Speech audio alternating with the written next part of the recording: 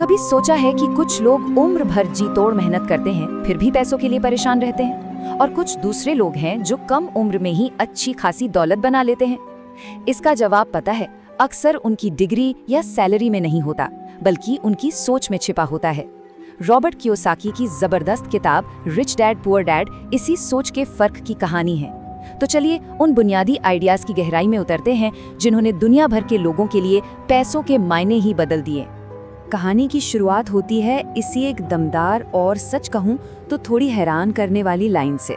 ये एक वाक्य हमें सीधा उस कश्मकश में ले जाता है जिसने लेखक की पूरी जिंदगी और उनकी पैसों को लेकर समझ को एक नया आकार दिया। तो ये दो पिता थे कौन? एक थे उनके अपने पिता जो बहुत पढ़े लिखे थे, और दूसरे थे उनके सबसे अच्छे दोस्त के पिता जिन्होंने पढ़ाई बीच में ही छोड़ दी थी। और यहीं से कहानी का सबसे बड़ा और सबसे दिलचस्प विरोधाभास सामने आता है। अब जरा इस फर्क पर नजर डालिए।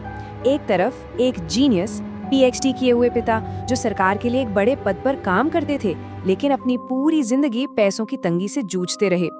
और दूसरी तरफ एक ऐसे पिता जिन्होंने 8वीं के बाद स्कूल का मुंह नहीं देखा, लेकिन वो हवाई के सबसे अमीर लोगों में से एक बन गए। कमाल की बात यह है कि दोनों कमाते अच्छा थे, पर आखिर में नतीजा इतना अलग क्यों? यही वो सवाल है जो इस किताब की असली नींव है। इसका जवाब उनकी सैलरी में नहीं था, फर्क था उनकी सोच में, पैसों को लेकर उनके नजरिए में। ये सिर्फ एक छोटा मोटा अंतर नहीं था, बल्कि ये दुनिया को देखने के दो बिल्कुल अलग तरीके थे। सुनने में ये छोटा सा फर्क लगता है ना? पर ये बहुत बड़ा है। पहला वाक्य, मैं यह नहीं खरीद सकता, एक फुल स्टॉप की तरह है। ये दिमाग को सोचने से रोक देता है। ये एक तरह का आप कह सकते हैं मानसिक आलस्य है। लेकिन दूसरा सवाल, मैं यह कैसे खरीद सकता हूँ, ये दिमाग के लिए एक दरवाजा खोलता है।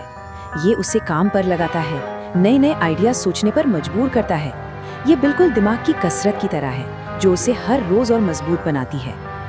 यहाँ एक और गहरा फर्क साफ दिखता है। गरीब डैड की दुनिया सुरक्षा के इर्द गिर्द घूमती थी, एक सेफ नौकरी, एक फिक्स्ड सैलरी, ये एक कर्मचारी वाली मानसिकता है। वहीं रिच डैड की दुनिया आजादी के बारे में थी, यानी संपत्ति बनाना, ऐसा सिस्टम बनाना जो आपके लिए पैसा कमाए। ये एक मालिक और एक निवेशक की मानसिकता है। अब ये वो बात है जो ज्यादातर लोगों को चौंका देती है। रिच डैड ने एक बहुत आसान सा नियम सिखाया, संपत्ति यानी एसेट वो चीज है जो आपकी जेब में पैसा डालती है, और देनदारी यानी लायबिलिटी वो है जो आपकी जेब से पैसा निकालती है। हर महीने घर का लोन, टैक्स और मेंटेनेंस का खर्च, ये सब आपकी जेब से पैसा निकालता है। इसलिए ये एक देनदारी है, संपत्ति नहीं। असली संपत्ति तो वो है जो किराया या मुनाफा लाए। ये टेबल दिखाती है कि उनकी सोच में जमीन आसमान का फर्क था। देखिए, एक के लिए परिवार एक जिम्मेदारी थी जो उन्हें अमीर बनने से रोक रही थी। दूसरे के लिए वही परिवार अमीर बनने की सबसे बड़ी वजह, सबसे बड़ी प्रेरणा थी। एक के लिए जोखिम से बचना सबसे जरूरी था, तो दूसरे के लिए जोखिम को मैनेज करना सीखना। ये सिर्फ राय नहीं थी, ये वो गहरे विश्वास थे जिनके आधार पर वो अपनी जिंदगी के हर दिन के फैसले लेते थे। अब जरा सोचिए, एक बच्चा इन दो मजबूत विचारधाराओं के बीच में खड़ा है। एक तरफ उसके अपने पिता का प्यार और उनकी सिखाई हुई सुरक्षित दुनिया है, दूसरी तरफ उसके दोस्त के पिता की बिल्कुल अलग, थोड़ी जोखिम भरी लेकिन बेहद आकर्षक दुनिया।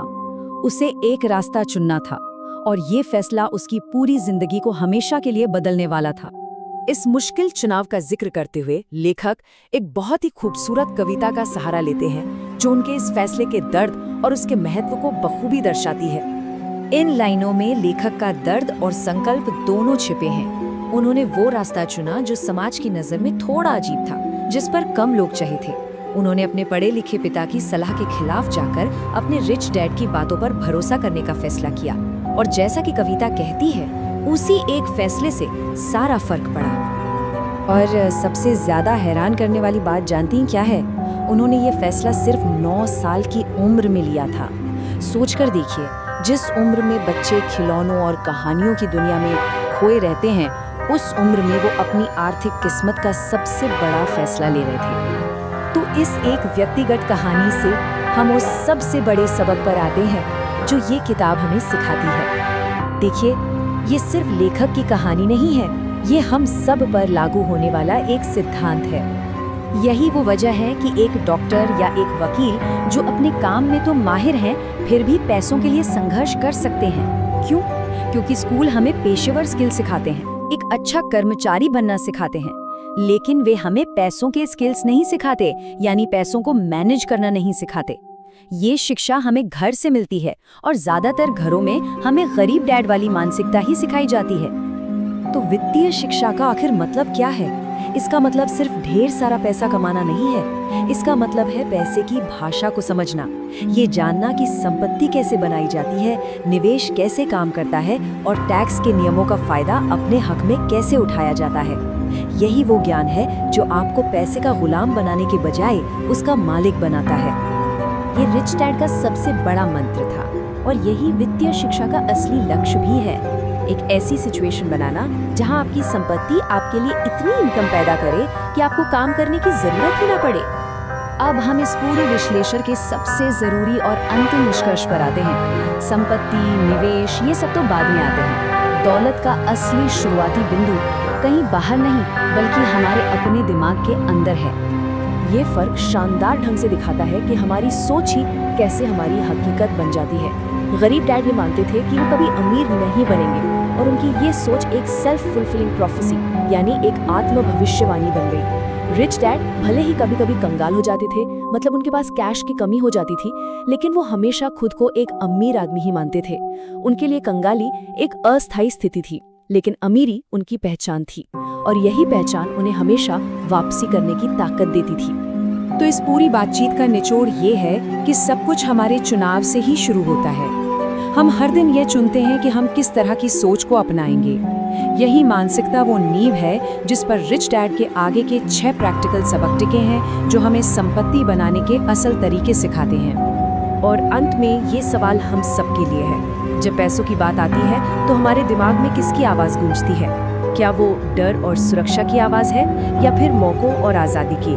रिच डैड की या पुअर डैड की? क्योंकि हम जिसकी भी आवाज़ सुनेंगे वही हमारा आर्थिक भविष्य तय करेगी।